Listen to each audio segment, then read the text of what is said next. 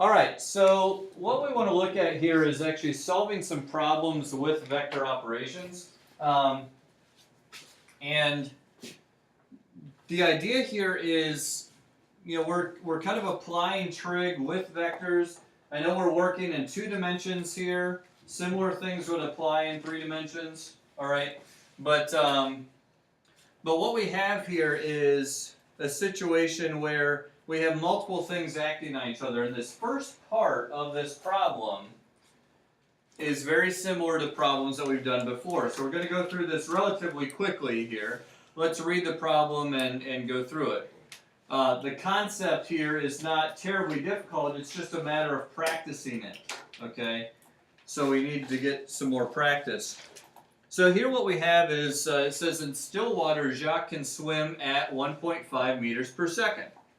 Jacques is at a point A on the edge of a canal and considers point B directly opposite. A current is flowing from the left at a constant speed of 0.5 meters per second. Okay, that notation means meters per second. All right, so here you see the current. It's from the left, which means it's flowing to the right. Okay, be careful with your understanding of the language here. Now it says, if Jacques dives in straight towards B and swims without allowing for the current, what will his actual speed and direction be? In other words, it's saying, Jacques jumps in here and aims straight at B. And he normally swims at 1.5 meters per second. Okay? However, there's a problem.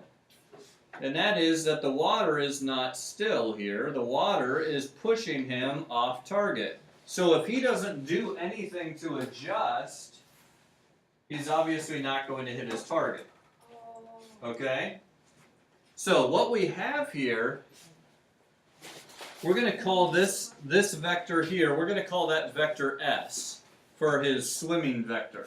Okay? And we'll call vector C here the current vector C. All right? So look at what happens. These 2 forces, or these 2 velocities, I should say, are acting at the same time. So we're going to get a result. And anytime we're talking about a result, we're talking about vector addition. Okay? Now, since he is aiming straight across the river, and the current is going straight down the river, we get a resultant vector here. Okay? We'll call that S plus C. And this right here will be a right angle. Okay? Because he's aiming straight across. The current is going horizontal. Okay? So it asked for his actual speed and direction. What are they asking us for? The magnitude.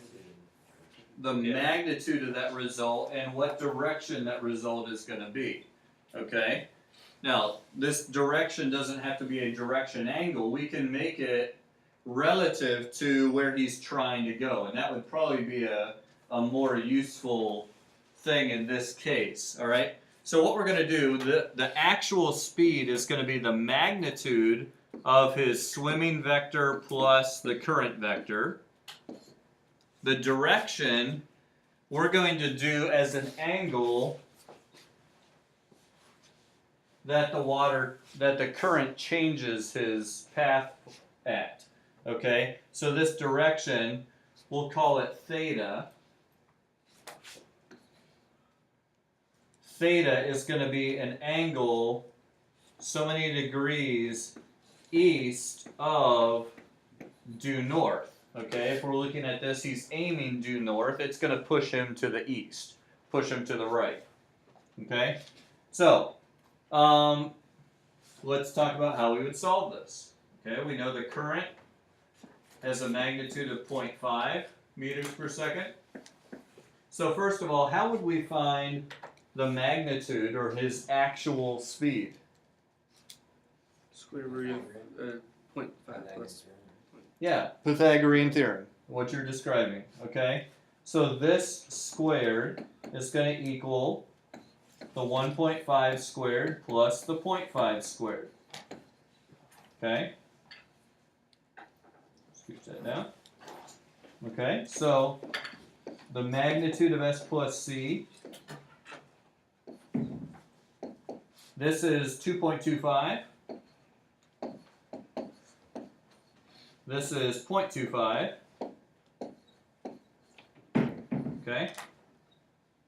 And now we square root after we add those together, and the magnitude of S plus C is the square root of 2.5, which equals what? 1. Is it 1.6? There's 1.6 here. All right.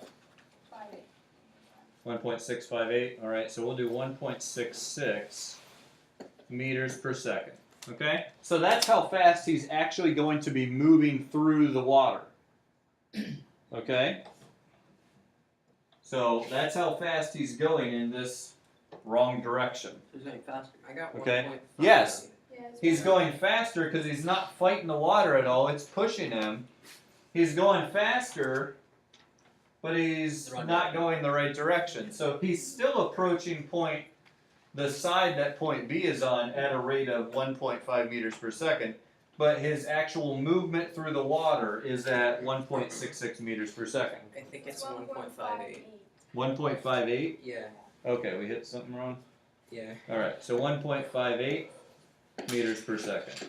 Okay? Now, talking about our direction, how many degrees off his intended path is he going to get pushed? What's that theta? How do we figure that out? Isn't it? Look at cosine of C. Wait, Yeah, what? Inverse tangent? Inverse it does. tangent of opposite over adjacent. We were given 0.05 and 1.5. Okay? So we need to do the inverse tangent here of 1/3. Okay? Making sure that we're in degrees.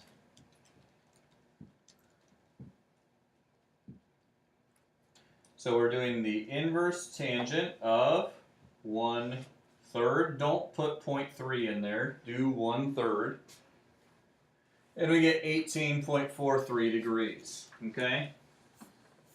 So theta is 18.43 degrees. Okay, so that's how far off track he is pushed.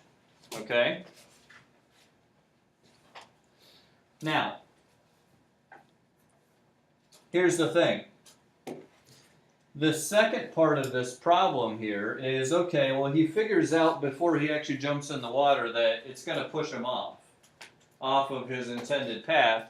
So now what he wants to do is he says, okay, I want to actually go straight across to point B. That's what I want my resultant vector to equal. So his question is, what angle should I aim in order to swim straight across to B? Okay. Now, question: is he going to aim to the left of B or to the right of B? Left. To the left. Okay. We need to aim upstream. 18. Maybe. Okay. We need to aim upstream. So there's his swimming vector. And he's still going to be swimming at a rate of 1.5 meters per second. And then here's the current vector. The current vector will push him back over here at a rate of 1.5 meters per second. Okay, there's vector C. Okay? Everyone with me? Like negative 18.4. Well, that's the question, all right? The water was pushing him at 18.43 degrees off his path. You just go. So does it make sense that we would just aim 18.43 degrees to the left? Yes. Yeah, that makes sense. Let's see if that hypothesis holds true. Okay? I know. It's not even It's not gonna hold true. Well, let's see. Okay. Nah. What angle? How would we figure out the angle that we're trying to find here? Here. Now theta is going to be the angle to the left that we're going to aim. What would we use to figure this out? Sine. Sine. Sine of theta will equal. 0.5 over 1.5. There we go. So obviously theta is the inverse sine of 1/3. Good. Okay. So we go back to our calculator. Now we're doing inverse sine of 1/3. Oh wait. And do you think it's going to come out to 18.43? No. No. No, because why did I ask you if it did? You have to overshoot just in case. Okay, well here, it's 19.47. Theta equals 19.47 degrees. Okay, But won't the speed be the same? well let's think about it. And that's really the key to why the angle's different. Oh, because he's fighting the No, current, so it's going not, with the yeah. current, so There we it's- go, okay. Watch this. That 1.5 in the original was how fast we're getting across the river. Okay? And then this just sped them up. Alright? Now, though, we're fighting the current a little bit. It's going to slow us down in our effort to get across, which means the current is going to have an effect for a longer period of time. So it's actually going to push us further over than it did when we were trying to aim straight across. So the angle is going to be greater because that current is having an impact on our path for a longer period of time. Okay? So how fast, what's his actual speed? How fast is he actually getting across the river in this case? So again, we're trying to find the magnitude of that resultant vector, and again we can use the Pythagorean theorem, except this time it's that magnitude squared plus 0.5 squared equals 1.5 squared, because now his swimming vector is the hypotenuse. Okay, so we square all this. You already saw this. This was 0.25. This is 2.25. But now we're subtracting from both sides. So we get 2 equals the magnitude of s plus c squared. So his actual speed is square root of 2, which is approximately 1.41 meters per second. Okay? So here you can actually see the going against the current will slow us down a little bit. I mean, assume that. Okay? Yeah. When they ask for theorem, we have to find magnitude? Or, When they ask for actual speed, okay. we're dealing with velocities here, and the magnitude of the velocity is the speed. Okay?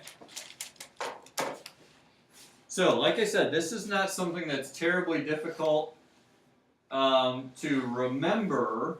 It's more just a challenge to apply it to the various situations that will run into this. Okay? So I'm going to give you some practice to do with these. They start out very basic. Don't think too hard on this one. And then we move on to some others that get kind of increasingly challenging. This one is kind of interesting. Pay attention. This is why I gave you what the wind vector should look like.